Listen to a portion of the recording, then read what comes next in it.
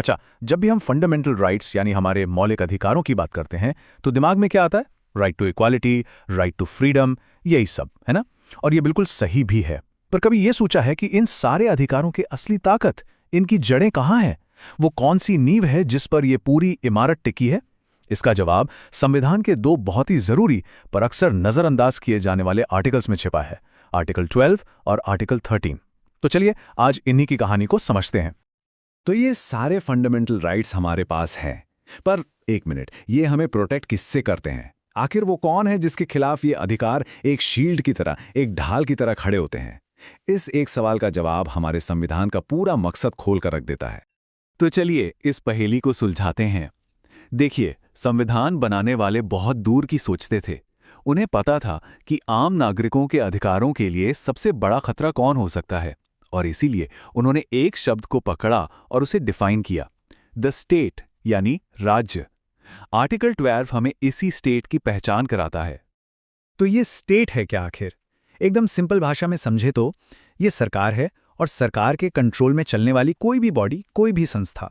और ख़ास बात यह है कि इनके किसी भी एक्शन को, किसी भी फैसले को, अगर वो हमारे फंडामेंटल राइट्स के खिलाफ चाहता है तो उसे कोर्ट में चैलेंज किया जा सकता है।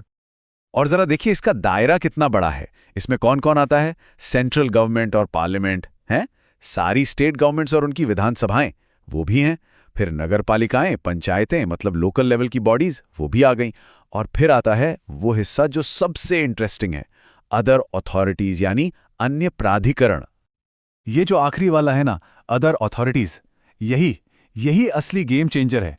बस इन दो शब्दों ने इंडिया में नागरिकों के अधिकारों का जो दायरा है उसे इतना ज्यादा फैला दिया जिसकी हम कल्पना भी नहीं कर सकते थे।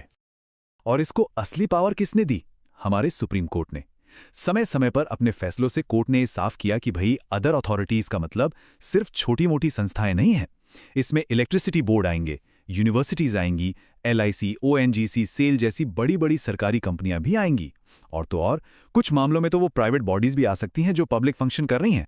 मतलब सीधा सा है, अब ये सब हमारे फंडामेंटल राइट्स के लिए जवाबदेह हैं।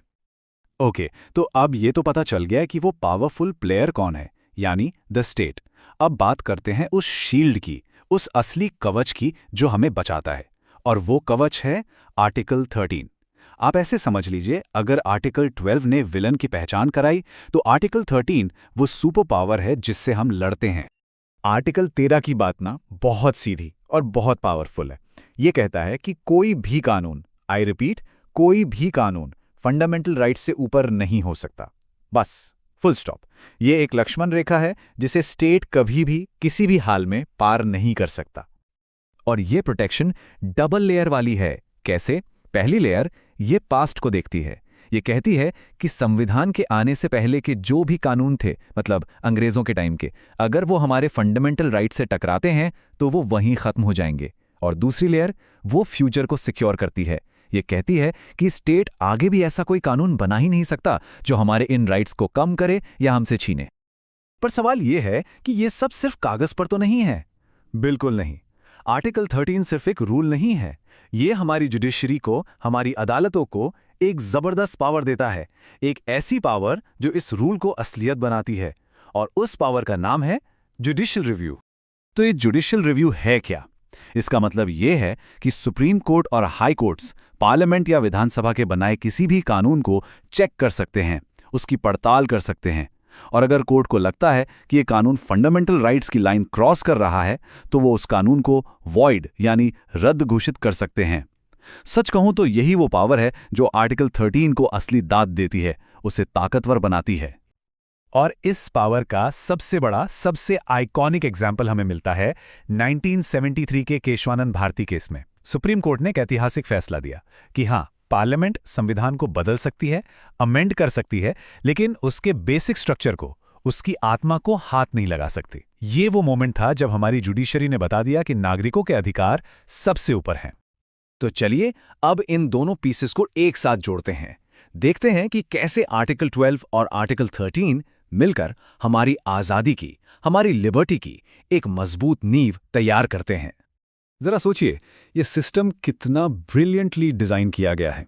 स्टेप 1, आर्टिकल 12 ने स्टेट को डिफाइन किया, मतलब हर पावरफुल बॉडी को पहचान कर एक दायरे में ले आए। स्टेप 2, आर्टिकल 13 ने गोल्डन रूल सेट कर दिया कि कोई भी कानून फंडामेंटल राइट से बड़ा नहीं है। और स्टेप 3, इस रूल को प्रोटेक्ट करने के लिए जुडिशरी को जुडिशियल रिव्यू की पावर देकर एक गार्डियन, एक पहरेदार बना दिया। और बस इन्हीं 3 स्टेप्स से ये दोनों आर्टिकल्स मिलकर इंडिया में हमारी आज़ादी की एक ऐसी चट्टान बन जाते हैं जिसे हिलाना मुश्किल ही नहीं, नामुमकिन है। ये सिर्फ कुछ नियम नहीं है, ये हम सब नागरिकों के हाथ में दी गई वो ताकत है जो पावर को हमेशा अकाउंटेबल रखती है। तो आखिर में एक सवाल पर सोचते हैं, ज़्यादा बड़ा क्या है, कानून बनाने की ताकत या एक आम इंसान के अधिकार? हमारे संविधान ने इसका जवाब बहुत ही खूबसूरती से और बहुत ही साफ साफ दिया है। और शायद इसी जवाब में हमारे लोकतंत्र की असली आत्मा बसती है।